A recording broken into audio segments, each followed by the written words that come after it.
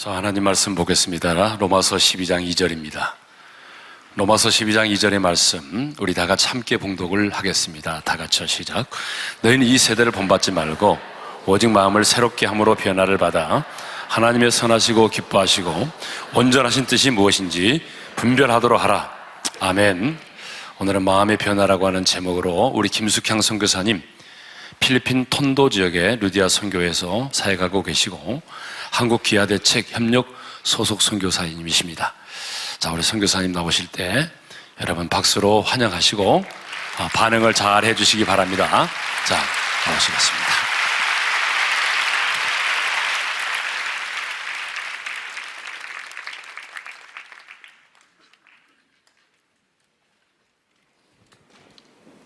안녕하세요. 반갑습니다. 네, 필리핀 톤도에서 온 김숙향 선교사입니다. 필리핀에 간 지는 이제 25년 됐고요. 톤도에 들어간 지는 이제 15년 됐습니다. 그래서 저는 이제 춘천이라는 곳에서 태어났고 사남 일녀 중에 둘째인데 아버지의 사업으로 인해서 제가 태백, 황지라는 곳으로 이사를 가게 됐어요. 그때 이제 교회를 가게 됐어요. 그러니까 그때가 이제 6살. 그때 이제 교회 처음 발을 디디고 그러면서 이제 교회를 다녔는데 지나고 나니까 제가 복음을 모르고 교회를 다녔더라고요. 근데 그때 이제 아버지 사업 덕분에 60년대 말 70년대 초에 그 황지라는 곳에 자가용이 있는 그런 집에서 이제 살게 됐어요. 그래서 겨울에 눈이 많이 오면 아버지가 이제 저희 사남일녀를 차에 태워서 학교를 데려다주고, 그래서 오늘같이 이렇게 많은 사람들이 저를 쳐다보고 그랬었어요. 그랬는데 이제 고등학교를 가면서 그 사업이 하루아침에 망했다는 걸 알게 됐어요. 갑자기 시커먼 사람들이 저희 집 밥상에 그냥 둥그렇게 둘러앉아서 아무런 허락도 없이 그냥 저희 밥을 같이 나눠 먹는 거예요. 그러니까 월급을 밀려서 그 사람들이 와서 이제 기다리면서 돈을 기다리면서 이제 저희 집을 점령한 거죠. 그때 이제 망했구나, 그거를 알게 됐어요. 그러면서 얼마 후에는 학교에 가는데 도시락을 싸갖고 갈 쌀이 없어서 그냥 도시락 없이 학교에 가야 되는, 그래서 친구들과 나눠 먹는. 근데 그런 일들이 잦아지면서 제가 이제 점심시간이 되면 제일 먼저 뛰어나가는 거예요. 그래서 화장실에 오래 있다가 화장실 뒤에 가서 이제 하나님과 대화를 한 거죠. 그러면서 참 이렇게 너무 잘 살다가 갑자기 그렇게 못 사니까 못 견딜 것 같더라고요. 그래서 하나님께 막 질문을 했어요. 그리고 제가 학교를 또 졸업할 수 있는지 그러한 상황도 불투명하고.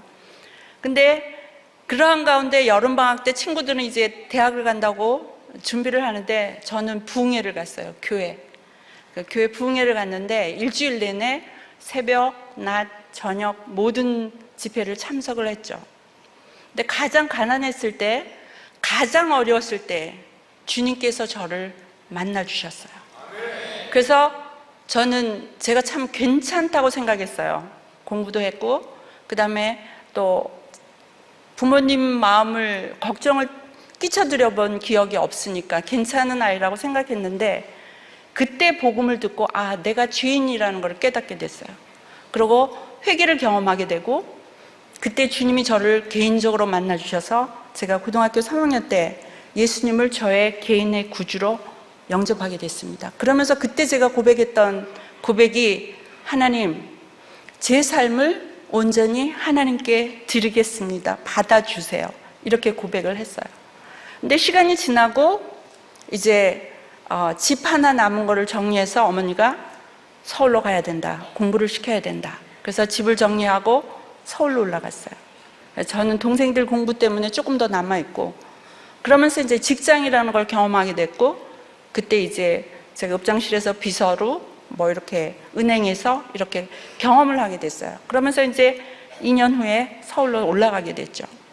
이제 또 직장을 가지게 됐고, 그러면서 이제 직장 동료들과 등산을 굉장히 좋아하는데 하나님과의 거리가 이제 멀어지기 시작한 거예요. 그 뜨거웠던 그러한 감격과 제가 주님께 제 삶을 드리겠다고 고백한 그 고백은 희미해지고 잊어버려지고 그러면서 이제 세상으로 나가게 된 거죠. 근데 아버님께서 이제 그 사업의 실패로 얻었던 그 심장병을 회복하지 못하고 병원에서 돌아가셨어요. 그것을 계기로 해서 제가 다시 교회로 돌아갈 수 있는 기회가 됐어요.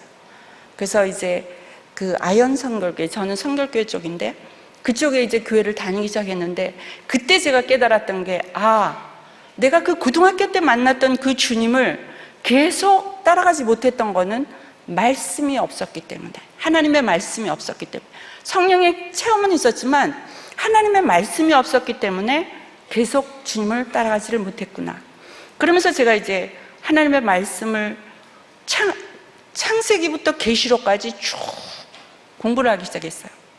그렇게 하면서 이제 신학의 문을 두드리게 됐고, 그렇게 하면서 그때 오늘 읽었던 본문 말씀 로마서 12장 2절의 말씀이 저에게 다가왔어요. 너희는 이 세대를 본받지 말고 마음을 새롭게 함으로 변화를 받아 하나님의 선하시고 온전하시고 기뻐하시는 뜻이 무엇인지를 분별하라. 그래서 이 말씀을 붙잡고 제가 기도원을 들어갔어요. 하나님, 어차피 우리가 이 땅에서 한 번 사는 삶인데 정말 하나님께서 저를 향하신 선하시고 온전하시고 기뻐하신 뜻이 무엇인지를 알아서 그 뜻대로 제가 살겠습니다. 그래서 일주일을 작정하고 영락기도원을 들어갔어요. 금식을 하면서 하나님께 물었어요. 마지막 날 하나님께서 제 마음 가운데, 주는 항상 마지막 날 말씀하시더라고요. 금식을 마치나 안 마치나 그걸 보시는 것 같아요. 그 마지막 날 제 마음 가운데 숙향아, 내가 너를 선교사로 불렀다 그러시는 거예요. 근데 저는 제 마음 안에 질문을 했으면 하나님께서 답을 해줬으면 하나님 감사합니다, 순종하겠습니다 이렇게 되는데, 하나님 제가 무슨 선교사는요?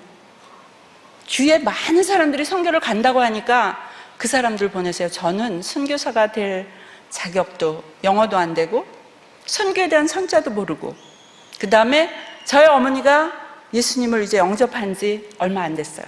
어린아이와 같은 신앙이니까 제가 어머니를 돌보겠습니다.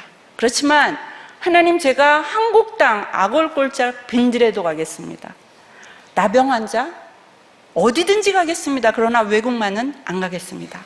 그렇게 하면서 제 마음 안에 하나님께 원하고 있었던 거는, 하나님 저 교수 될게요. 네. 그래서 제가 장학금으로 가서 공부할 수 있는 그러한 문들을 계속 열어주세요. 그러면 제가 공부하겠습니다. 교수가 되겠습니다. 그런 마음으로 계속적으로 이제 하나님과 이제 씨름을 한 거죠. 근데 그 말씀을 하시고 제가 이유를 어머니를 댔잖아요. 그랬더니 1년 후에 어머니께서 갑자기 쓰러지신 거예요. 그때 을지로에서 이제 한식집을 하고 계셨는데 갑자기 쓰러지신 거예요.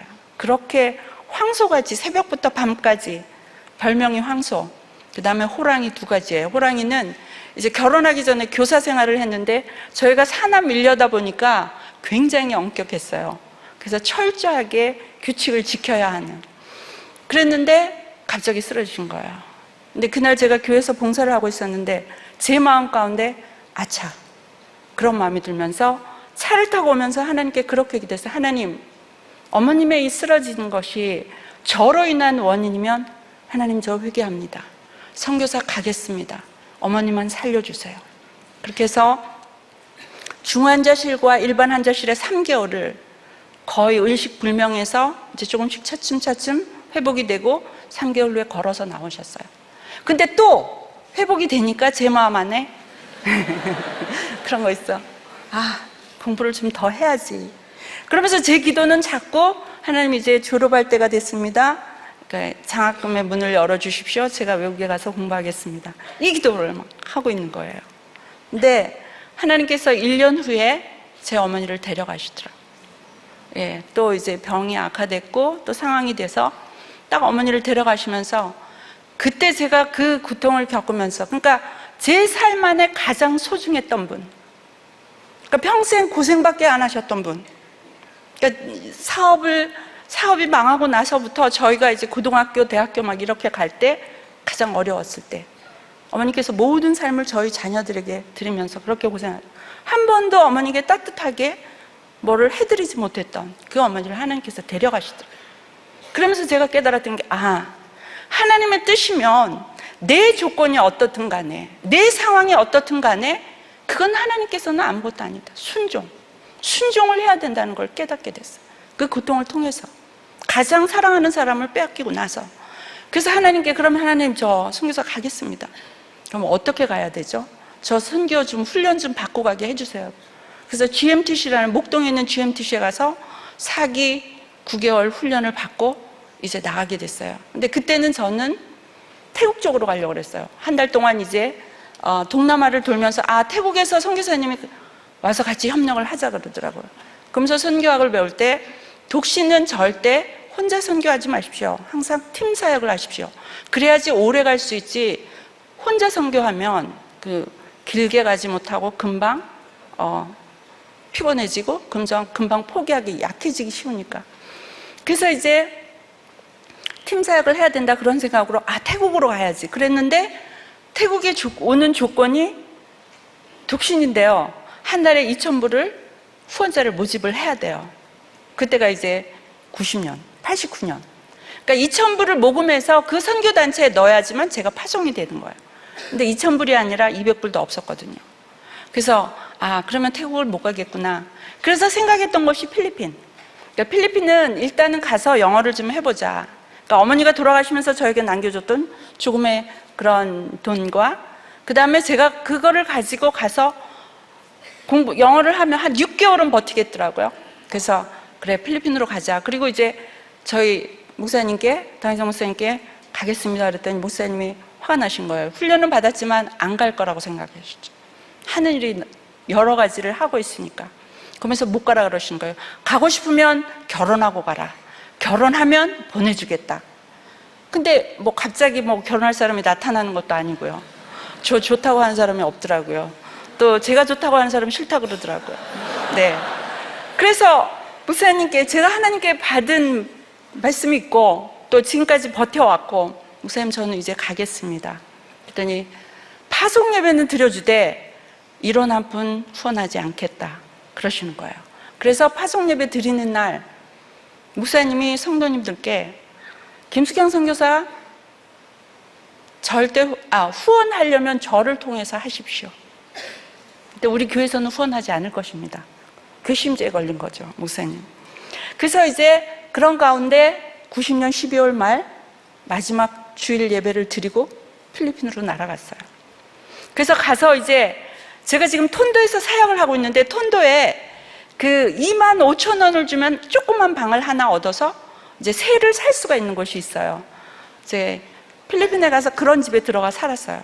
현지 집에 들어가서. 그래서 영어를 하루에 16시간씩 공부를 해봤어요.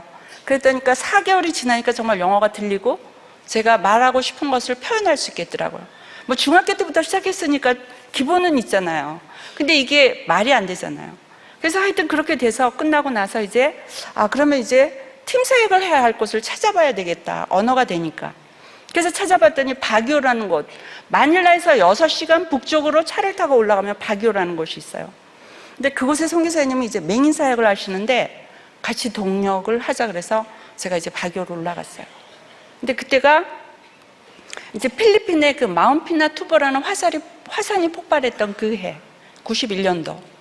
이제 그 화산 폭발 소식과 함께 한국에서 오신 선교사님이 필리핀에서 처음으로 40일 금식 기도를 했다는 거예요. 근데 제가 성경을 쭉 공부하면서 마태복음 4장에 보면 예수님께서 공생애를 시작하시기 전에 하셨던 한 가지 40일 금식 기도.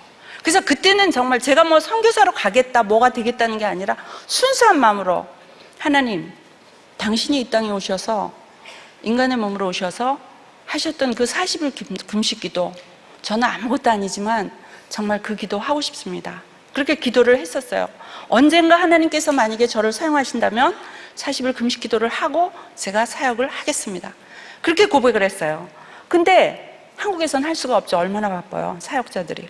그래서 시간이 없어서 못했는데 필리핀에 가니까 이제 교회에서도 저를 탈취하지 아니하고 교단에서는 아무 상관이 없고, 그러니까 제가 결정할 수 있잖아요.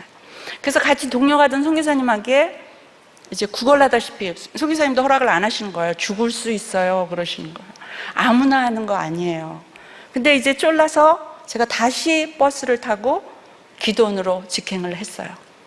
그래서 이틀을 쉬고 40일 금식 기도를 들어갔어요. 3가지 기도 제목을 놓고, 하나님, 제가 이 필리핀 땅에 왔는데 이곳이 제 사역지가 아니면 이 기도가 끝나고 다시 한국으로 돌아가겠습니다. 2번째는, 하나님, 이곳이 사역지라면 저 아무것도 없습니다.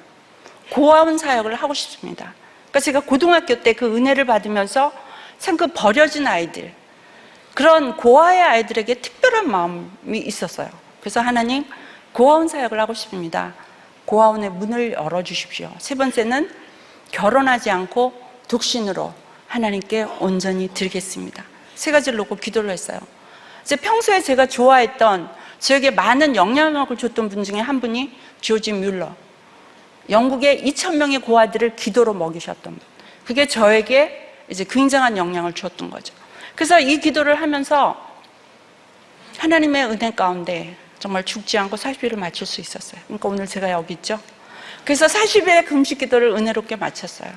그리고 보식하는 가운데 그 기도원 원장님, 그 다음에 그 필리핀에 가시면 브레드 오브 라이프라는 큰 교단이 있어요. 지교회가 전국에 한 50개 있고 외국에도 교회가 있는데, 그 교회가 교회를 짓기 전에, 본 교회를 짓기 전에 기도원을 먼저 진 거예요.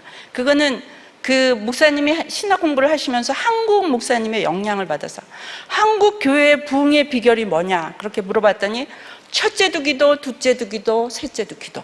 그래서 그 기도의 영향을 받고 기도원을 정말 한국 기도원 같이 예쁘게 지셨어요. 그래서 이제 거기에서 기도를 했는데 목사님이 그러시는 거예요. 왜 기도했죠? 그렇게 물어보시는 거예요. 그래서 제가 기도 제목을 말씀을 드렸더니, 우리 고아원 있다고. 그러니까 고아원에 와서 보고 3개월 동안 서로 지켜보고 맞으면 그때 가서 우리가 계약을 합시다. 이렇게 된 거예요. 그래서 이제 밖에 그 얻었던 방을 이제 접고 제가 고아원에 들어갔더니 환경이 너무 열악한 거예요. 한 80명의 아이들이 있는데 그냥 한 침대에 조그만 애들은 4명이 자는 거예요. 근데 저보고 이 침대 하나를 쓰라 그러는데 제가 그 침대를 쓰면 4명의 아이가 바닥에서 자야 하는 상황이 아닌 거죠. 그래서 이제 주위를 둘러봤더니 마침 창고가 있어서 창고를 다 정리하고 제가 거기에 들어가서 살기 시작했어요. 할 수 있는 게 아무것도 없더라고요. 그러니까 고아원 아이들은 영어가 안 되고 저는 그때 필리핀 말인 타갈록이 안 됐고, 그러다 보니까 제가 할 수 있는 거는 빨래하고 밥하고 청소하고 애들 머리 잘라주고 그 다음에 이를 잡아주고, 이가 많으니까 이제 그런 일들을 했는데 2달이 채 안 됐는데 그 이사회에서 오케이가 떨어졌어요. 그러면서 계약해도 되겠습니다. 그러면서 2개월이 지났는데 저한테 수고료를 주는 거예요. 수고하셨습니다. 그러면서 한 달에 저희가 이렇게 드리겠습니다. 근데 그 금액이 지금 저희 그 톤도의 대학생들이 대학을 졸업하고 지금 센터에 와서 봉사하고 있는데 주는 초봉, 그 금액을 그때 주신 거예요. 그래서 하나님이 저의 모든 기도를 응답해 주셨구나. 고아원도 열렸고 고아원에서 보모로 일을 할 수 있게 됐고, 그 다음에 여기서 이제 일을 하면서 계속 이제 고아원을 늘려가고 환경을 좋게 하고, 저도 혹시 조지 뮬러 같이 1000명의 아이들을 돌볼 수가 있을까 이런 꿈을 가지고 이제 또 이제 주중에는 제가 이제 대학원을 가서 공부를 하면서 그렇게 이제 고아원 사역을 하고 있었어요. 그렇게 하고 있는데 어느 날 그 고아원에 한 달에 한 번씩 설교를 해주러 오는 목사님이 계세요. 근데 그 목사님이 설교를, 예배가 다 끝난 다음에, 제가 영어 이름이 샤론인데 샤론 누군가가 당신을 놓고 기도하고 있대. 그래서 너무 고맙다 그랬더니 그게 아니라 삶의 반려자로 놓고 기도를 한다는 거예요. 그래서 제가 no, 저는 결혼할 사람이 아닙니다. 하나님 앞에 약속했습니다. 결혼 안 하기로. 그러니까 그 기도하는 사람한테 가서 기도하지 말라고, 헛일이라고 얘기를 해달라 그랬어요. 누군지 관심도 없고. 근데 그 다음 달에 또 온 거예요. 한 달 후에 또 왔는데 내가 너가 얘기한 말을 다 전달했다 그랬는데, 기도를 멈추는 게 아니라 하루에 5번씩, 그러니까 다니엘도 3번밖에 안 했죠, 성경에. 근데 하루에 5번씩 시간을 정해놓고 기도를 한다는 거예요.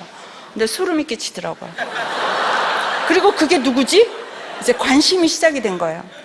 근데 저를 놓고 기도하는 사람은 태어나서 아버지가 돌아가셔서 아버지를 본 경험이 없고, 그다음에 2살이 됐을 때 형하고 자기를 놓고 어머니가 재가를 해서 할머니 손에 자랐어요. 그래서 9살이 됐을 때 그 필리핀에는 루손 비사야스 민다나오라는 큰 섬이 있어요. 7,000개의 섬이 있지만 그 중에서도 큰 섬이 3개가 있는데 거기는 배나 비행기를 타야지만 건너갈 수 있는 곳이에요.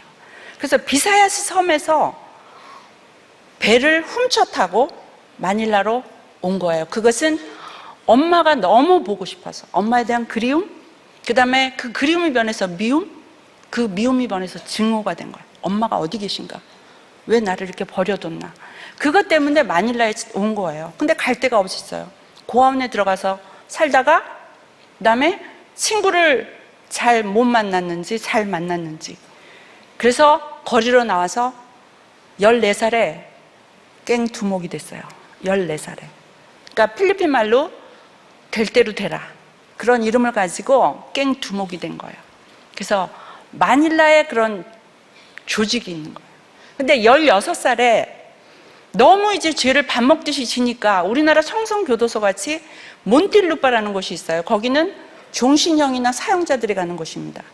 거기로 이감이 됐어요. 왜냐하면 18살 이상이 돼야지만 갈 수 있는 곳인데 너무 자주 감옥에 드나드니까 얘는 그냥 종신형으로 여기다 갖다 넣어야 되겠다. 그래서 34가지의 제목으로 100년형을 선도받고 감옥으로 들어갔습니다. 최연소자로.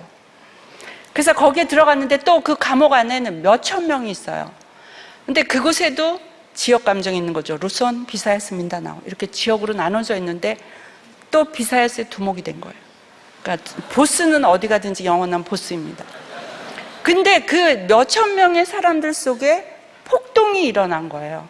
근데 그 폭동 속에 제수가 죽은 게 아니라 간수가 죽게 됐어요. 그 간수가 죽은 걸로 인해서 이 사람이 마스터 마인드라 그래서 사형이 선고가 된 거예요. 그래서 이제 독방에 이감이 되고 18달 동안 발에는 12kg가 되는 착고에 쇠 착고로 채이고 언제든지 전기 의자에 앉아서 보통만 누르면 죽게 되는 그러한 과정을 1년 반을 견딘 거예요. 그러니까 주위에 있던 동료들은, 역방에 있던 동료들은 미쳐서 정신이 돼서 정신병원으로 가든지 아니면 자기가 입고 있던 옷을 둘둘둘 감아서 그냥 자살해버리는 거예요. 견딜 수가 없으니까 24시간 밥이 들어오는 3번 시간을 빼놓고는 완전히 캄캄한, 아무것도 볼 수 없는, 읽을 거리도 주지 않는 그러한 곳에 이제 완전히 살고 있었던 거죠. 근데 이 사연이 너무 길어서 다 얘기할 수는 없군요. 그러고 나서 하여튼 기적적으로 밖으로 나오게 됐어요. 일반 이제 감옥으로 이감이 된 거죠. 그러니까 이러한 스토리가 그냥 스토리가 아니라 그 미국에 가면 700 클럽이라는 크리스천 방송국이 있어요. 그 파운더가 이제 대통령 후보까지 나오고 그랬었는데 그곳에서 필리핀에 간증을 찾으러 온 거예요. 영화를 만들기 위해서. 그래서 거기에 발탁이 돼서 영화를 만들었어요. 그래서 영화가 있어요. 그러니까 우리는 잘 모르지만 필리핀에서 조금 이름이 있고 간증책이 있고 그래요. 하여튼 그때는 그게 아니었는데 하여튼 그런 사람이 이제 저를 놓고 기도를 한다 그러니까 누구든지 예수할 사람 아무도 없는 거죠. No. 아니라 그랬죠. 그 사연을 알고 나서는 더더욱 아니라 그런 거죠. 네. 그래서 저는 아니고 저는 결혼할 사람이 아닙니다. 근데 이제 가만히 있는 게 아니라 정말 그 감옥에서 있는 동안에 그 중국인이 정치적인 연유로 감옥에 들어가서 예수님을 먼저 영접하고 그 다음에 그 감옥 오피스에 가서 이 감옥에 한 4,000명이 있는 이 죄술 중에 가장 너희가 두려워하고 악랄한 사람이 누구냐 그랬더니 이 사람. 그래서 이 중국 사람이 그러면 내가 이 사람을 예수 믿게 하겠다 이렇게 딱 작정을 한 거예요. 그리고는 몇 년 동안 이제 전도를 한 거죠. 근데 하나님이 어디 있어? 하나님이 있으면 내가 왜 여기 와 살아야 돼? 그런 내가 하나님이지. 이런 사상으로 살고 있었던 사람. 그러니까 뭐 전도가 안 되죠. 근데 너무 몇 년 동안 사랑으로 필요한 것들을 다 제공해주고 언제나 와서 예수님을 증거하려고 하는 복음을 전하니까 마지막 한 번 그러면 내가 가주겠다, 성경 공부에. 그렇게 해서 한 30여 명의 바디가드를 데리고 혼자 가면은 창피하니까. 그래서 그들을 앞에 쫙 앉히고 그날도 그냥 맨정신에 갈 수 없어서 이제 알코올을 약간 이제 마시고 그렇게 하고 이제 간 거예요. 맨 뒤에서 이제 왔다는 도장만 찍고 가려고. 근데 그날 설교하셨던 목사님이 사도행전 16장에 주 예수를 믿으라 그리하면 너와 내 집이 구원을 얻으리라. 그 말씀에 갑자기 확 정신을 깨우더래요. 그래서 하나님께 하나님 만약에 당신이 살아있다면 어떻게 내가 구원을 받을 수가 있습니까? 왜냐하면 지금 밖에서 많은 사람들은 내가 하루라도 빨리 죽으라고 기도하고 있는데 내가 어떻게 구원을 받으며 그 다음에 어머니가 살아계실지 형이 살아있는지 친척들이 있는지 살아있는지 몇십 년 동안 소통을 안 했는데 그 사람들이 구원을 받을 수 있습니까? 이런 질문을 하나님께 막 하고 있는데 자기도 모르게 강대상을 향해서 뚜벅뚜벅뚜벅 걸어가거든요. 그러면서 목사님이 무릎을 꿇으셔. 그리고 머리에 손을 얹고 기도를 한 거예요. 근데 그 머리에 손을 얹고 기도하는 그 순간 그냥 울음이 그냥 쏟아지는데 9살에 비사야스에서 배를 훔쳤다고 마닐라에 오면서 삶의 좌우명이 남자는 절대 울지 않는다. 울어본 경험이 없대요. 근데 그날 정말 비 오듯이 막 그 울음이 자기도 주체할 수 없는 그 울음을 그냥 울은 거예요. 예배가 끝나고 숙소에 들어갔는데도 그게 끝이어지지가 않는. 그래서 내 마음 안에 뭔가 변화가 왔다. 이거는 뭔가가 있다. 이거를 깨닫기 시작한 거예요. 그러면서 이제 그 중국분하고 같이 성경부를 가게 되고 이제 그 감옥 안에서 이제 바이블 스쿨을 가게 된 거예요. 그러면서 했던 것이 성경을 영어와 타갈로그로 2000구절씩을 암송하는 거예요. 그러니까 성경이 필요가 없는 거죠. 저는 성경을 봐야 되는데 반대. 그렇게 하면서 그 성경 말씀의 능력이 본인으로부터 시작해서 이제 하나님의 말씀이 증거가 되기 시작하는데 기적들이 막 일어나는데 감옥 안에서. 그러니까 이제 그렇게 하면서 정말 처음에는 사람들이 나가려고 얘가 꼼수 쓰는구나. 아무도 안 믿었는데 그 기간을 7년을 지난 거예요. 그러니까 감옥에 있는 그 스태프들이 대통령에게 특별 청원을 올린 거예요. 이 사람은 이제 나가도 된다. 나가도 다시 죄를 짓고 돌아오지 않을 사람이다. 너무 삶이 변하니까. 그전에는 맨날 죄를 안 지면 하루가 완전한 하루가 아니었는데 완전히 삶이 변해서 대통령께 특별 청원을 올린 거예요. 그래서 지금 대통령의 어머니인 꼬리 아키노 대통령 초대 여자 대통령 때 특별 청원을 올려서 이제 특별 사면으로 대통령 특별 사면으로 세상에 나오게 된 거예요. 그게 1987년. 그러니까 제가 아직 필리핀 땅에 안 갔을 때예요.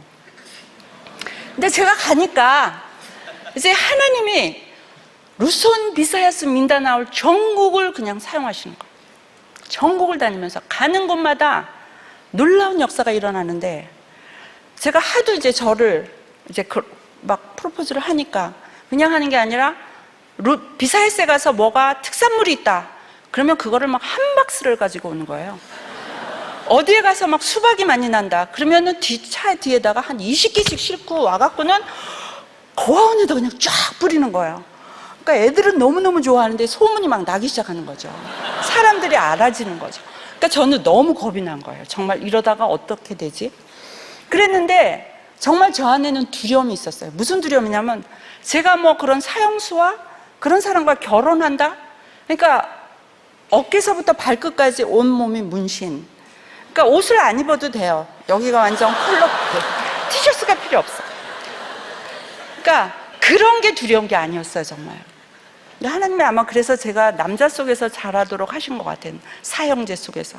근데 그런 게 두려운 게 아니라 제 안에 두려웠던 거는 이거를 한국 분들이 알면 어떡할까?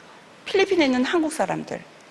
그 다음에 저를 알고 있는 우리 한국에 계시는 저의 가족, 그 다음에 교회, 학교, 이런 사람들이 나를 알면 어떻게 될까? 나는 이제 끝나는 거다. 그 두려움으로 인해서 사람들에게 알려지는 게 너무너무 겁이 났어요. 근데 이제 뭐 하루에 5번씩 설교, 기도를 하고, 그 다음에 매 주마다 이제 선물 공세가 각양각색으로 들어오고, 그러니까 이제 너무너무 겁이 나서 제가 고아원에 3일 휴가를 내서 다시 기도원으로 올라갔어요. 그러니까 저는 어떤 일이 있을 때 하나님의 뜻을 사람에게 묻지 않고 하나님의 말씀을 그냥 쭉 읽고 내려가는 거예요. 그 책을 하나 딱, 뭐 창세기면 창세기, 출애굽기면 출애굽기, 그걸 쭉 읽고 내려가는 거예요. 근데 그날 요한일서를 읽고 내려왔어요. 둘째 날이었는데 요한일서 4장 18절에 보면 사랑에는 두려움이 없나니 온전한 사랑은 두려움을 내어 쫓느니라. 두려움은 형벌이니라. 두려워하는 자는 온전한 사랑을 이룰 수 없느니라. 이 말씀이 제 마음에서 막 살아 움직이는 거예요. 근데 제가 그 자리에서 하나님께 이렇게 기도했어요. 하나님, 이 세상에서 온전한 사랑을 이루실 수 있는 분은 예수 그리스도 당신 한 분밖에 없습니다. 사람에게 요구하지 마십시오. 우리는 이 땅에 살면서 정말 하나님의 발끝, 그냥 발꿈치만 따라가다가 흉내만 내다가 우리의 삶을 마치는 거 아닙니까? 그거 하는 척만 하다가 하려고 노력만 하다가 온전한 사랑은 예수 그리스도 당신 한 분밖에 없습니다. 근데 그 말씀을 저에게 주지 마십시오. 저는 전혀 아닙니다. 저는 그런 걸 할 수 있는 사람이 아닙니다. 근데 이미 말씀이 제 마음에 심겨진 거예요. 3일이 딱 끝났는데 정말 이만한 부케를 해갖고 채를 가지고 저를 모시러 왔어요. 그렇게 하는 거예요. 근데 제가 비밀 얘기를 전혀 안 했죠. 아무렇지도 않다. 그래서 제가 그렇게 얘기했거든요. 하나님은 한 분이신데 만약에 당신에게 내가 당신의 반려자라고 하나님께서 어떻게 확증을 해주셨는지는 모르지만 그렇게 해주셨다면 나에게도 해줘야 된다. 그러면 내가 예스하겠다. 왜냐하면 어머님의 죽음을 통해서 순종을 배웠기 때문에 나는 당신의 조건에 대해서는 아무런 이상이 없다. 그렇지만 이게 하나님의 뜻인데 내가 순종 안 함으로 인해서 또 다른 고통을 겪고 싶지는 않다. 그래서 하나님의 뜻이면 순종하겠다. 근데 아직은 아닙니다. 그렇게 한 거죠. 근데 이미 말씀이 있었어요. 하나님의 말씀이 정말 위대하고 능력 있고 또 하나님의 뜻을 그대로 이루시는. 근데 제가 이제 하도 아니라 그러니까 나중에는 그러면 내가 당신을 놓고 40일 금식 기도를 들어가겠습니다. 그러는 거예요. 그래서 It's up to you. 가려면 가고 말려면 말아. I don't care. 그러니까 저는 상관이 없으니까 40일 금식 기도를 하든지 말든지 그렇게 얘기했어요. 그랬는데 정말 모든 스케줄을 다 취소하고 40일 금식 기도를 들어가는 거예요. 그러니까 이 기도가 나의 욕심에 의해서 나온 건지, 당신이 한국 선교사이고 뭐 돈이 좀 있어 보이고 그 다음에 그것 때문에 내 욕심으로 인해서 내가 당신을 놓고 기도를 했는지, 정말 하나님께부터 온 건지 내가 확인하기 위해서 40일 금식 기도 하겠습니다. 그리고 들어간 거예요. 그랬는데 뭐 저는 그 기도를 하는 동안에 정말 하나님이 어떻게 하실까 봐 겁이 나서 또 이제 막 말씀, 애들이 학교 가면 이제 말씀 막 그렇게 했는데 하나님께서 열왕기하 20장 말씀을 주셨어요. 열왕기하 20장에 보면 하나님이 그 이사야 선지자, 히스기야 왕이 죽어야 되는데 15년을 연장해 주죠.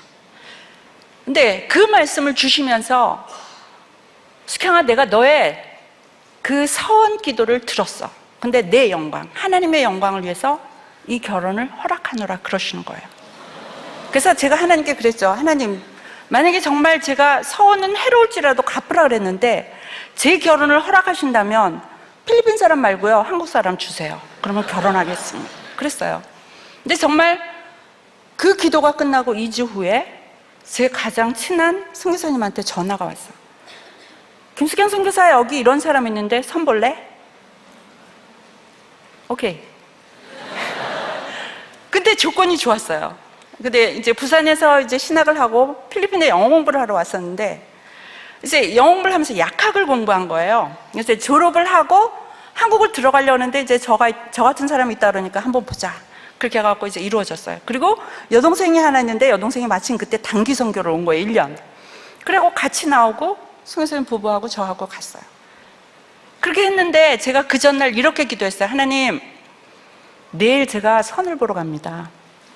근데 어떻게 이 사람이 하나님의 뜻인지 알겠습니까? 근데 이 사람의 삶의 우선권이 예수 그리스도 당신이면 저는 하나님의 뜻인 줄 알고 한국 사람께 예스 하겠습니다. 이렇게 기도를 하고 나갔어요. 근데 그분이 저보고 첫 번째 조건이 시부모님을 모실 수 있냐고 물어보더라고요. 그러니까 지금까지 태어나서 계속 부모님이 자기를 다 이제 서포트를 해준 거죠. 그러니까 이제는 본인이 부모님께 좀 효도를 해야 되겠대요. 그래서 시부모님을 모실 수 있으면 저는 오케이, 모든 게 다 괜찮대요. 그러면서 잠깐 선교를 접고 한국에 들어가서 이제 약국을 하게 되는 거예요. 돈이 좀 있다는 거죠. 그래서 한 3년 정도만 하면 이게 안정이 되면 우리가 자비량으로 해서 다시 선교사로 나옵시다. 그러면 우리가 사람들에게 요구하지 않아도 자비량으로 선교할 수 있으니까 마음껏 선교할 수 있을 것 같다고. 그러면서 일단은 한국으로 들어가라 그러는 거예요. 들어왔으면 좋겠다 그러는 거예요. 근데 갑자기 정말 저보다 한 살 많고 그 다음에 모든 조건이, 그러니까 요새 조건을 따지는 게 다 외모도 있고 뭐도 있고 다 있잖아요. 그러니까 정말 예스를 하고 싶은데 갑자기 기도에서 딱 걸린 거예요. 그러니까 이게 우선권이 바뀐 거잖아요. 제가 선교를 접어야 되고 3년 후에 선교사로 나올 수 있다는 보장이 있어요? 그러니까 그것도 그렇고, 그러니까 조건은 너무 좋은데 이 사람을 내가 한국에서 만났더라면 얼마나 좋았을까. 근데 지금은 아닌 거야. 근데 지금 저를 놓고 40일을 금식기도 하고 있는 사람은 아무것도 없어.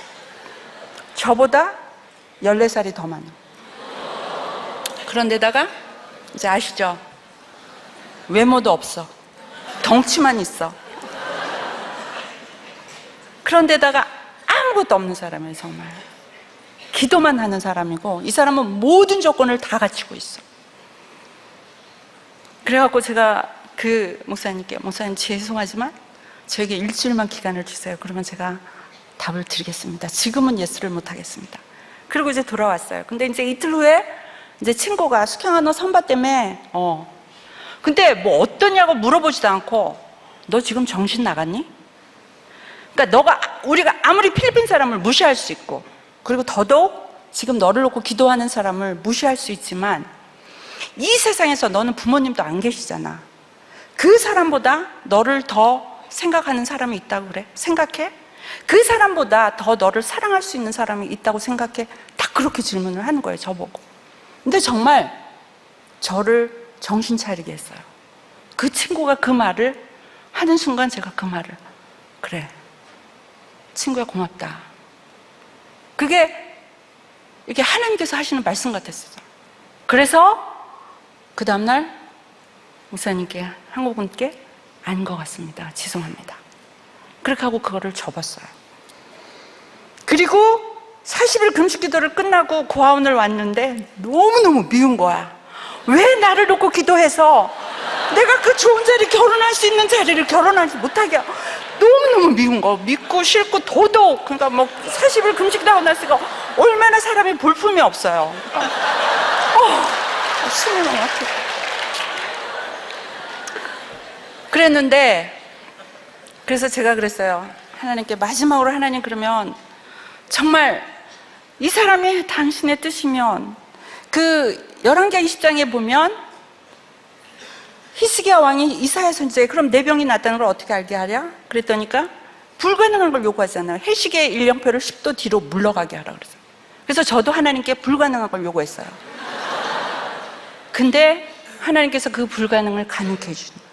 그러니까 저희가 기도했던 그 기도원에서 3주년 기념 행사를 하는데, 강사가 지금 미국에 있는 플러 신학교에 대학 원장으로 계시는 박기호 선교사님이 필리핀에 70년대 오셨어요. 근데 그분이 뭐 타갈록도 잘하시고 영어도 잘하시고 또 신학교를 하시니까 저희 그 기도원 특별 강사로 이제 초빙이 된 거예요. 그런데 이제 까비떼라는 곳에서 기도원까지 한 서너 시간 걸리는데 아마 너무너무 교통체증이 걸려서 못 오겠다고 중간에 전화가 왔는데, 근데 저는 그 전날 또 이렇게 기도했어요. 하나님, 내일 저희가 고아원 아이들을, 이제 큰 아이들을 데리고 기도원 그 특별 집회에 가는데 혹시 그 사람이 강대상에 쓰는 거를 보면 하나님께서 주신 세 번째 컨퍼메이션으로 알겠습니다. 이렇게 했어요. 근데 불가능하거든요. 사회가 누군지, 설교가 누군지 프로그램이 다 나와 있으니까 불가능하잖아요. 아닌 거죠. 근데 그 목사님이 못 오시겠다고 연락이 딱 오는 순간 갑자기 이 사람이 딱 쓴 거예요. 대타로. 근데 정말 하늘이 노랗더라고요. 그래서 하나님께 그랬어요. 하나님, 아니 필리핀에도 자매들이 얼마나 많은데 그 많은 자매들 왜 하필이면 저여야 되냐? 그렇잖아요. 왜 하필이면 저여야 됩니까? 그랬는데 그날 이제 그 예배가, 그 특별 집회가 끝나는 마지막에 그 부지꼰대라는 그 당회장 목사님이 강대상에 딱 쓰셨는데, 그날따라 막 따갈록으로 막 금식에 대해서 이사야서 58장 말씀을 하시는데, 제가 그때는 따갈록을 못했어요. 몰랐으니까. 지금은 이제 통역까지 가능한데, 하여튼 그런데 전혀 못 알아들으니까 그냥 앉아있기 그래서 그 말씀을 그냥 쭉 읽고 내려갔어요. 근데 58장 10절에서 12절 말씀에 보면 이런 말씀이 있어요. 내가 가난한 자와 내 심정을 동하며 괴로워하는 자의 심정을 만족해 하면 내 빛이 흑암 중에 떠올라 내 어둠이 낮과 같이 될 것이며 여호와가 너를 항상 인도하며 메마른 곳에 서서 내 영혼을 만족해 하며 내 뼈를 경고케 하여 하리니 너는 물단 동산 같겠고 물이 끊어지지 않는 샘 같을 것이라. 내게서 날 자들이 오래 황폐된 곳들을 다시 세울 것이며 너는 역대 파괴된 기초를 쌓으리니 너를 일컬어 무너진 데를 보수하는 자라 할 것이며 길을 수축하여 거할 것이 되게 하는 자라 하리라. 이 말씀을 갑자기 주시면서 제 마음 안에 어떻게 이해가 됐냐면, 줄인 자와 내 심정을 동하면, 제가 지금 고아원 사역을 하고 있으니까 고아원의 그 줄인 자들하고 같이 제 심정을 동하고 있잖아요. 근데 두 번째가 뭐죠? 괴로워하는 자의 마음을 만족해 하면. 누가 괴로워하죠? 1년 동안 저를 구애를 했는데 제가 노를 하는 그 사람의 마음을 만족해 하면 하나님의 약속의 말씀. 12절은 지금 제가 하고 있는 사역의 말씀이세요. 그 말씀을 주신 거예요. 그래서 제가 그 자리에서 정말 엉엉 울면서 하나님, 그냥 순종이 아니라 복종하겠습니다, 이렇게 고백을 했어요. 그리고 기도원을 내려왔는데 또 마음이 아니더라고요. 근데 그 다음부터는 전혀 연락이 안 오는 거예요. 전혀 연락이 안 오는 거예요. 근데 하루는 이제 아이들하고 같이 이제 학교를 보내기 전에 같이 기도회를 하고, 고원 아이들을 학교에 보내고 제가 지금 남아서 더 기도를 하는데, 아침에 하나님이 제 마음 가운데 그렇게 말씀하시는 거예요. 스경아, 이제 그 사람이 더 이상 너에게 오지 않을 거야. 근데 내가 지금까지 너에게 준 말씀이 있잖아. 그리고 저희 새언니가 지금 이제 교수 생활을 하고 있는데, 그 새언니가 제가 이제 독신으로 필리핀에 오니까 제가 너무 안타까워서 그때 작정하고 매일 저녁마다 중보 기도를 해준 거예요. 근데 그때 제가 웨딩드레스를 입고 제 옆에 어떤 남자가 섰는데, 그러니까 필리핀은 그 양복이 아니고 바롱이라는 그 정장이 있어요. 그 스페인에서 온 문화로. 그거를 입고 이렇게 강대상을 향해서 웨딩 마치를 하고 가는 뒷모습을 봤대요. 그러니까 앞모습을 봤으면 이제 실망할 것 같으니까 뒷모습을 보여준 것 같아요. 근데 이제 막 이런 얘기들이 오가면서 제가 이제 오라버니한테 고백을 했더니, 오라버니는 너 그 사람하고 결혼하면 우리 식구도 아니고 호적을 파가고 한국에 들어올 생각도 하지 말고, 뭐 완전히 이제 끝나는 걸로 얘기를 하는 거예요. 근데 새언니는, 아가씨, 제가 이렇게 봤는데 하나님의 뜻이면 순종하셔야죠, 그러는 거예요. 이거는 이 일이 있기 전에 새언니가 그러니까 가장 먼저 그걸 받은 거예요. 근데 이제 일이 이렇게 된 거죠. 그러니까 모든 것이 이제 저를 조여오기 시작하는 거죠. 하나님의 뜻인 거죠. 그래서 순종을 했습니다. 93년 6월 19일 날 결혼을 했어요.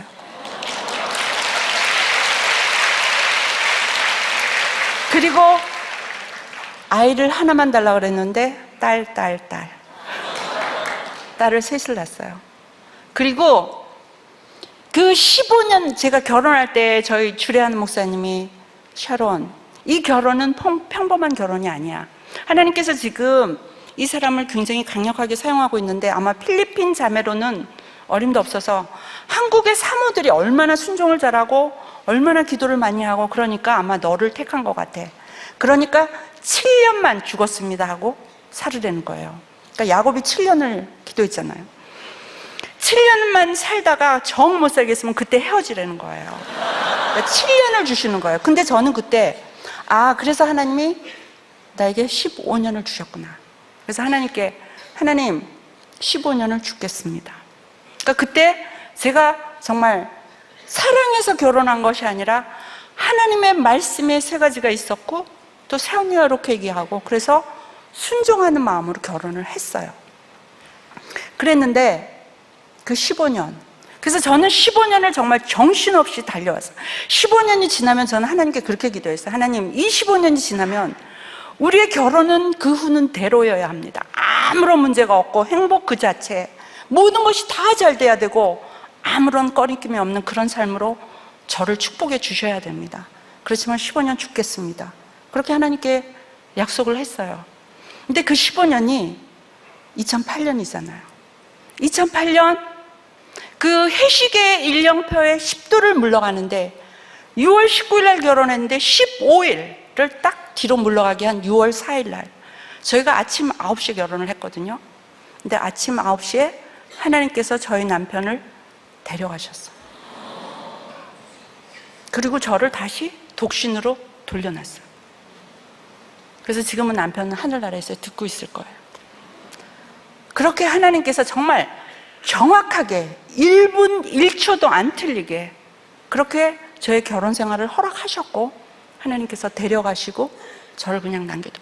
개인적으로 생각할 때는 저희 남편이 더 필요할 것 같고 저희 남편이 훨씬 더 많은 사역을 할 수 있을 건데 하나님의 계획은 우리가 알 수가 없는 거예요. 그래서 데려가셨고 그 데려가신 2008년도에 정말 우리가 그냥 사는 것 같지만 우리가 하나님의 스케줄에 우리가 짜여 있다는 걸 우리가 알아야 돼요. 그러니까 그 2008년에 제가 기아대책을 몰랐거든요. 기아대책이 그렇게 오래 있었는데 2007년도 11월 달에 제가 한국을 방문했다가 남편하고 같이 초청이 있어서 들어왔다가 기아대책을 알게 되고 12월에 제가 지원을 해서 1월, 2월에 훈련을 받았어요. 그러고 나서 이제 남편이 훈련을 받아야지만 파송이 되는데 일단 가파송을 받은 거예요. 그리고 남편은 이제 영어를 할 수 있는 다른 태국에 가서 훈련을 받을 6월 훈련을 계약을 해놨던 거죠. 근데 6월에 하나님이 데려가셨으니까 훈련이 필요가 없었다. 그렇게 되면서 기아 대책을 하나님께서 저에게 주신 거예요. 허락을 하신 거죠.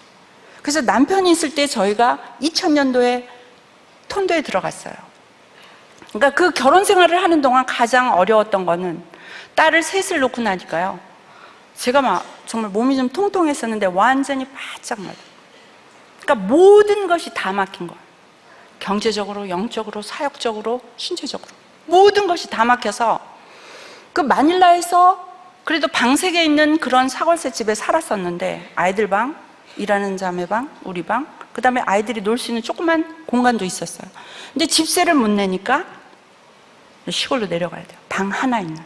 짐을 다 가지고 갈 수가 없어. 3분의 1은 다 남주고 아주 필요한 기본적인 짐만 가지고 저희가 까비대로 내려왔어요.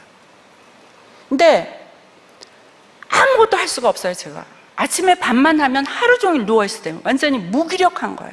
아무것도 할 수가 없고 몸이 너무 약해서. 그러니까 그 브레드 오브 라이프는 목회자가 월급이 없어요. 똑같아요. 믿음으로 하나님께서 무릎을 꿇으면 공급하신다. 그러니까 있을 때는 막 엄청 있다, 없을 때는 정말 하나도 없고. 그러니까 아이 우유 살 돈이 없는 거예요. 그러니까 저희 아이들은 아직도 우유를 못 먹어요. 안 먹어봐서. 그래서 쌀을 끓여서 거기다가 설탕을 해서 그렇게 먹이는 거죠. 미음을 먹이는 거. 그리고 주스를 먹이고 파우더 주스를 먹이고 너무너무 힘들어서 못 살겠더라고요. 그래서 제가 짐을 쌌어요. 한국 간다.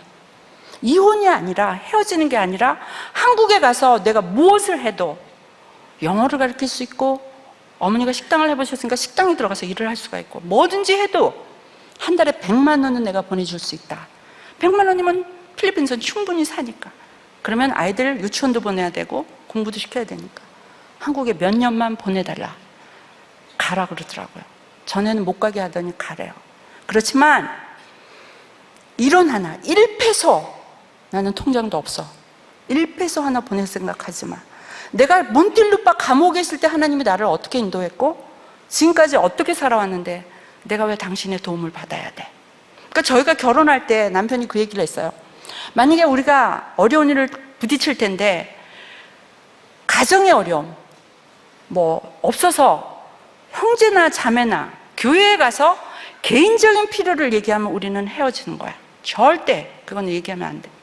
사역은 얘기할 수 있어도 개인에 없는 거는 절대. 그러니까 본교에서도 저희가 그렇게 사는지를 모르는 거예요. 왜냐하면 제가 한국 선교사니까 후원이 있는 줄 아는 거예요. 근데 결혼을 하니까 후원이 다 떨어져요. 고아원할 때는 그 많은 후원들이 필리핀 사람하고 결혼했다 그러니까 다 떨어지는 거예요. 한두 분 남은 거예요. 그렇게 돼서 제가 짐을 싸고 나왔어요. 근데 거기 까비돼서 마닐라에 와서 그때는 또 이미그레이션에 가서 서류를 하고 한국을 들어와야 되는데 그 밖에 가서 그 지프니를 20대를 지내보내는데 1시간이 걸리는데 못 올라타겠더라고요. 아이들 셋은 울고 그걸 보고 나왔으니까. 그러면서 하나님께 제가 질문을 했어요. 하나님, 제가 왜 이 지경까지 와야 되죠? 제가 왜 이렇게 살아야 되죠? 근데 하나님이 제 마음가운데 수경아, 너가 여기 왜 와 있냐?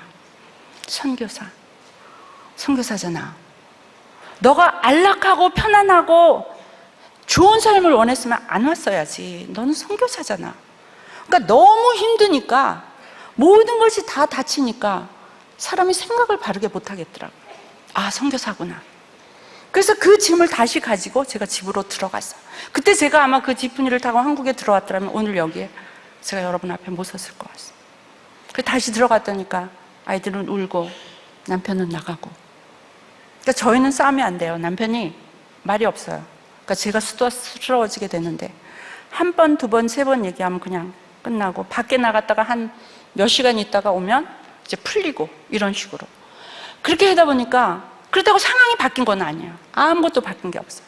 할 수 있는 게 없잖아요. 동생이 사실 남동생이 쌍둥이인데 선교지에 있을 때 동생 둘 다 하나님께서 간암으로 데려가셨어요. 3년 차로 쌍둥이를. 그러니까 주위에 그런 사랑하는 사람들이 다 없어지고, 그런데 그 동생이 그때 아플 때 누나 미안해. 내가 정말 어려워서 도와주지 못하지만 기도해. 누나도 기도할 수 있잖아. 아, 그래. 기도할 수 있지 정말. 그래서 기도할 수 있는 방법을 찾아봤더니 낮에는 안 되죠. 남편이 사역을 나가니까 애들을 봐야 되니까 세대를 제가 봐야 되니까 밤이다.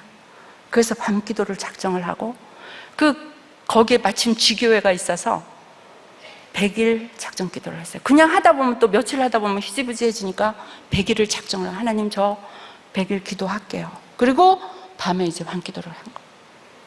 100일을 철야를 한 거죠. 근데 그 정말 많은 걸 하나님 앞에 구했어요. 하나님 이것도 주시고 저것도 주시고 막 모든 분을 100일 동안 얘기를 했으니까요. 마지막 날 또 하나님이 뭐라 그러시냐면 수경아, 이 모든 어려움이 너는 내 마음속에 남편 때문이라고 꽉 차 있는데 아니야. 남편 때문이 아니라 너 때문이야. 너가 너무 교만해. 그러시는 거예요. 그러면서 겸손해. 근데 정말 그때는 너무 충격, 겸손? 그러니까 또 하나의 하나님을 또 만난 거예요. 아, 정말 하나님은 밖에 보이는 것을 보시는 분이 아니라 마음의 중심을 보는구나. 그러니까 하나님이 남편을 더 사랑하는 거예요. 제가 문제라는 거예요. 제가 교만해서 하나님이 이 모든 문을 다 막았다는 거예요. 사람이 하는 게 아니라 하나님께서 그 문을 내가 막았어. 그러니까 교만해서 겸손하라. 그래서 그때 겸손을 배우게 된 거예요. 그리고 제가 마음을 변화하고 정말 남편을 막대했던 거, 남편 때문이라는 거, 남편이 못나서 우리가 이렇다는 거, 그 모든 것을 회개하고 나니까 하나님이 문을 열어서 2000년에 저희가 톤도를 가게 됐어요. 하나님께서 커다란 후원자를 붙여주셔서 아이들을 100명을 장학생을 시작한 거예요. 그때 이제 초등학교 아이들, 유치원 아이들, 저희는 중학생 이상은 안 받습니다. 왜냐하면은 어렸을 때 어린 아이들의 마음은 하나의 그릇이거든요. 그 그릇에 무엇을 담느냐에 따라서 거기에 열매가 나옵니다.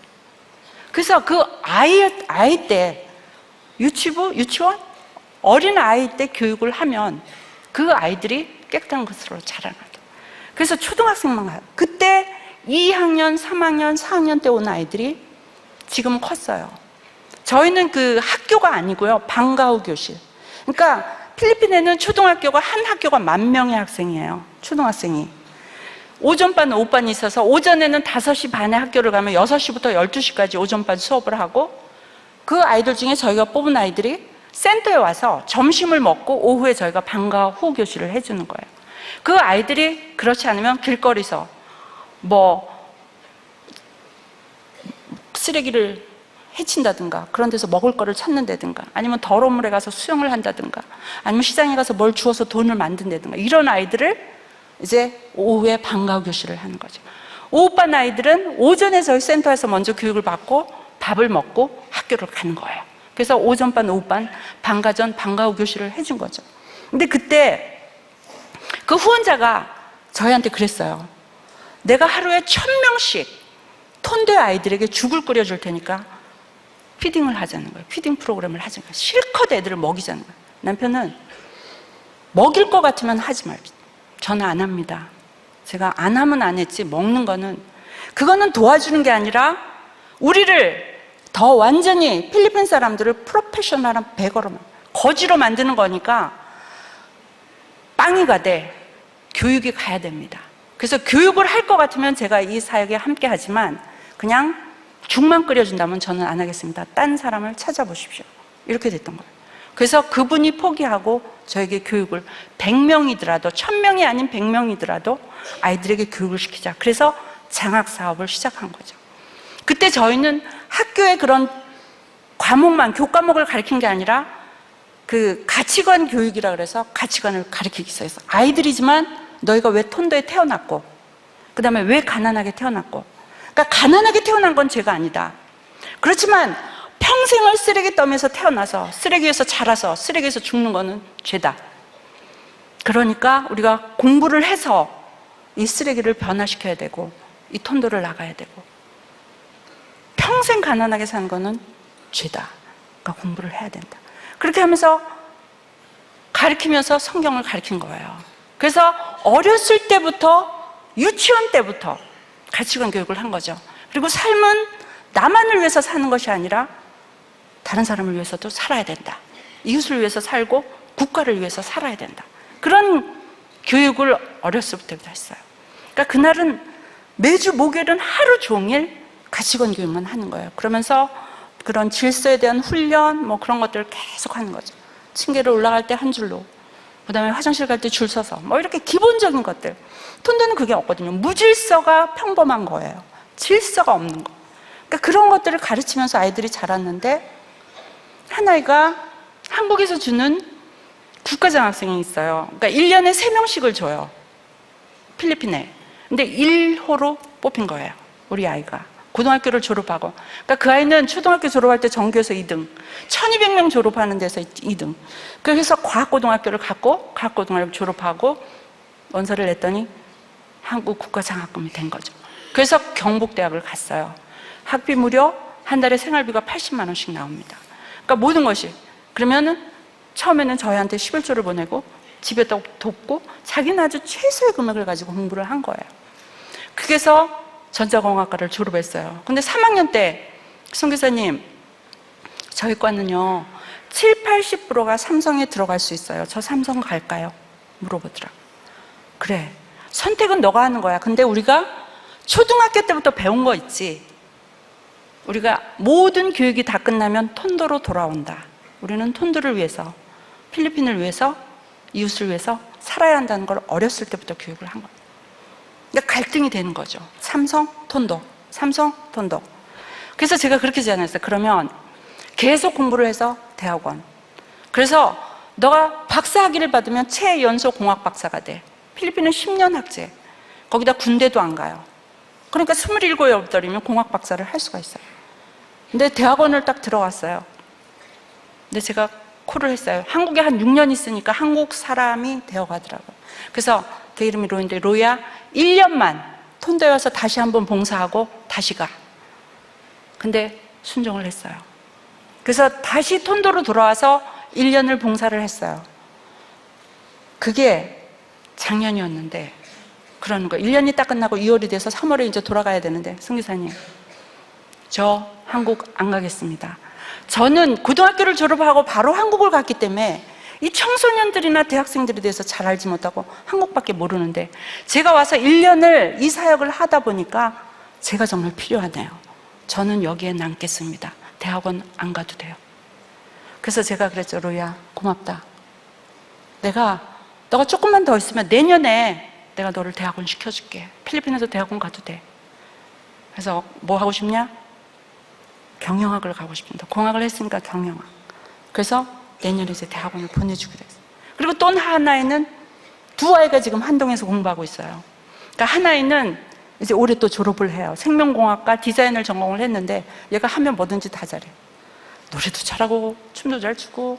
근데 디자인을 나중에 했는데 이제 한동은 2개를 전공해야 되잖아요. 복수 전공. 근데 디자인을 또 너무 잘해서 작년에 전국 대학생 디자인 경연대회에서 2등을 했어. 한국 사람 1등하고 얘가 2등을 했는데 갑자기 막 회사에서 콜이 오는 거예요. 근데 지금 갈등을 하고 있는 거예요. 송 기사님, 저 1년만 직장 생활하고 갈게요.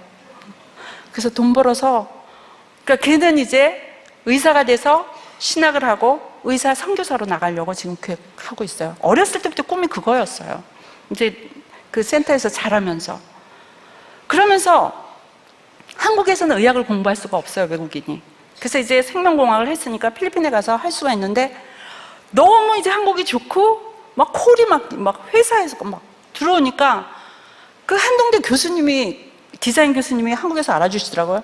그 교수님이 조셉, 너 여기 남어. 내 연구실에 남어. 딱 찍으신 거예요. 그러니까 얘가 한국에 있고 싶은 거예요. 그래서 조셉, 그래. 너가 결정해. 근데 우리가 하고 있는 일기가 있지? 어떻게 해야 되니? 그러니까 갈등이 되는 거예요. 그래서 이제 기도하고 있어요, 지금. 그러면서 우리 조셉에게 3일 금식해라. 그리고 하나님께서 주신 말씀이 무엇인지 그 말씀에 순종해라. 그래서 이제 다음 주에 이제 작전 기도에 들어갑니다. 그리고 하나이는 지금 이제 국제법을 전공하고 있는데, 이제 저희 딸아이도 한동에 다니는데 걔도 국제법을 전공해요. 근데 저희 딸아이는 대통령이 되겠다 소리를 안 하더라고요. 근데 얘는 지금 2학년인데 대통령이 되겠대요. 한국에 오니까 너무 시스템이 잘 돼 있고 이거를 필리핀에 갖다 줘야 되겠다. 그래서 대통령이 돼야지만 이 일을 할 수 있으니까 나는 대통령이 되겠다. 그런 꿈을 가지고 있어요. 그러니까 톤도의 아이들이 정말 꿈이 없던 아이들이 꿈을 가지고, 그러면서 제가 이제 기아대책에 있는데 이번에 회장님이 새로 되셨는데 우연히 이제 메일을 할 일이 있어서 회장님이 그렇게 말씀하신 거예요. 척박한 땅, 아무도 관심을 가지지 않는 그곳에, 하나님의 눈과 마음이 있는 그곳에 이제 제가 사역을 하고 있는 거에 대해서 이제 좋은 말씀을 해주셨어요. 근데 그때 제가 그 말씀이 하나님과, 그러니까 어느 곳에 있든지, 쓰레기 더미에 있든지 대도시에 있든지 어느 곳에 있든지 하나님의 눈과 마음이 있다는 그것이 제 마음에서 하나님의 눈과 마음이 톤도에 있구나, 여기에 희망이 있구나. 그래서 저희가 그 필리핀은 10월과 11월 사이에 학제가 이제 1학기에서 2학기로 넘어가는 거예요. 근데 2주간을 이제 방학을 해요. 이제 매년 그때가 되면 중고등부나 아니면 대학생 아이들을 데리고 저희가 이제 수련회를 떠나요. 3박 4일로. 근데 보통 이제 수련회를 가면 그렇게 하는 거죠. 말씀도 하고, 팀빌딩도 하고, 뭐 게임도 하고, 운동도 하고, 또 찬양도 하고, 뭐 이런 거 다 하죠. 근데 제가 지난 9월에 그 샌프란시스코에 그 북가주 선교대회에 또 초청이 있어서 갔었어요. 근데 거기 초청하신 목사님 댁에 머물게 됐는데 목사님이 저를 책을 하나 선물해 주셨는데 순종이라는 책이에요. 근데 그거를 읽는데 우연히 거기에 에스더 얘기가 나와요.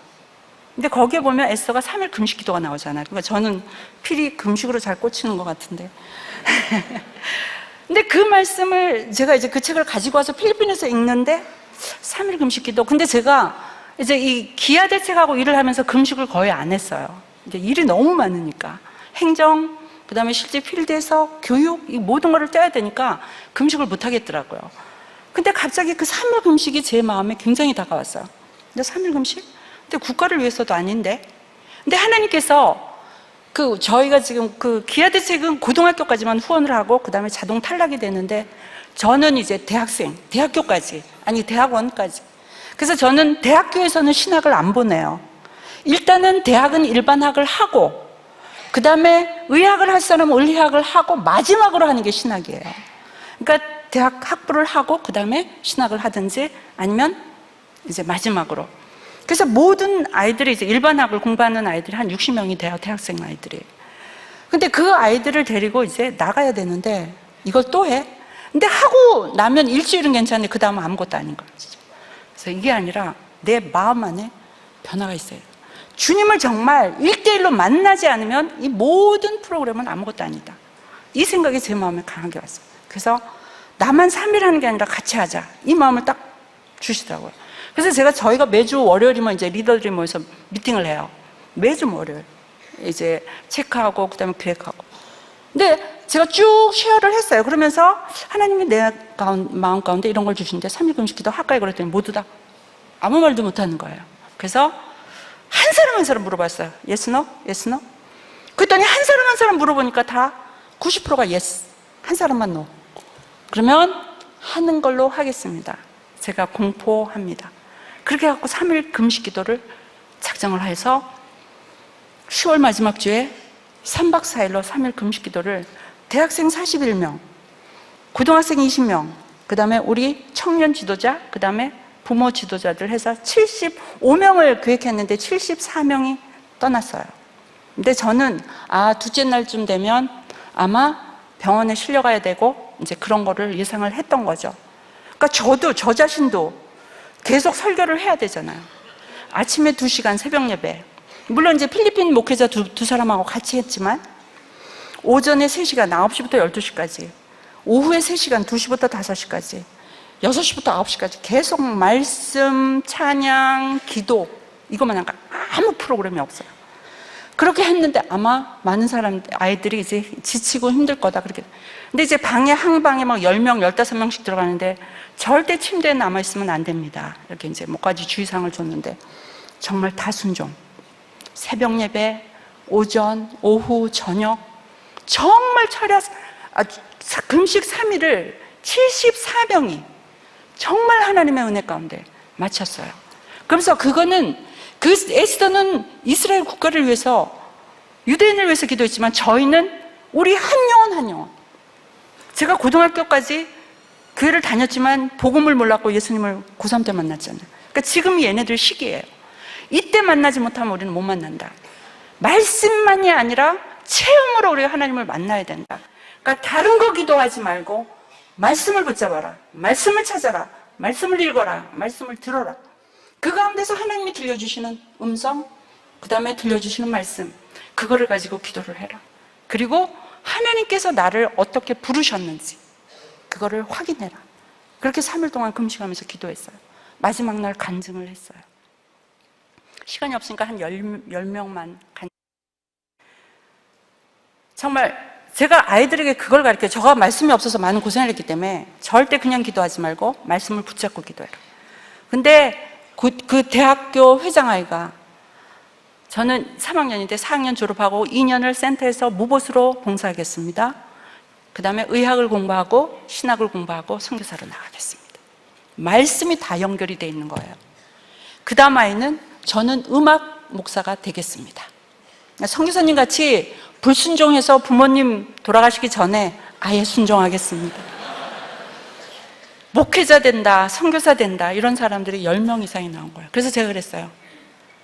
예수님도 공생의 기간 동안에 몇 명 수제자를 기르셨죠? 11명. 한 명 실패하셨잖아요.